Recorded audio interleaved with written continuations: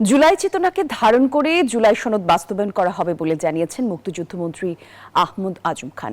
এদিকে প্রতিমন্ত্রী ইশরাক বলেন, খুনি হাসিনার বক্তব্য ঘিরে যে গুঞ্জন রয়েছে তা একটি ষড়যন্ত্রের অংশ হতে পারে, তবে যে কোনো ষড়যন্ত্র রুখে দেবে সরকার। সকালে রাজধানীর শাহবাগে জুলাই স্মৃতিস্তম্ভে শহীদদের প্রতি শ্রদ্ধা জানানোর পরে এসব মন্তব্য করেন তারা। এ সময় মুক্তিযুদ্ধমন্ত্রী বলেন, বিজয়ের আগ মুহূর্ত পর্যন্ত ফ্যাসিবাদের গণহত্যা অব্যাহত ছিল। জুলাই আন্দোলনে ৮৪৩ জনের হত্যার রেকর্ডে থাকলেও বাস্তবে আরও অনেককেই হত্যা করা হয়েছে।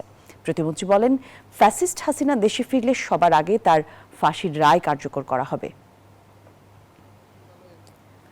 বাংলাদেশটাকে গণতান্ত্রিক সমৃদ্ধ বাংলাদেশ হিসেবে পুনর্নির্মাণ করব। এই জুলাই গণ অভ্যুত্থানের চেতনায় আমরা জুলাই সনদকে বাস্তবায়ন করব। আমরা ফ্যাসিবাদকে কোনোদিনও বাংলাদেশে যদি তারা ফেরত আসে, তাহলে তাদের এই গণহত্যার জন্য যে তাদের ফাঁসির রায় হয়েছে সেটিকে কার্যকর করার মাধ্যমেই তাদের বাংলাদেশের রাজনীতির ইতি টানা হবে ইনশাআল্লাহ।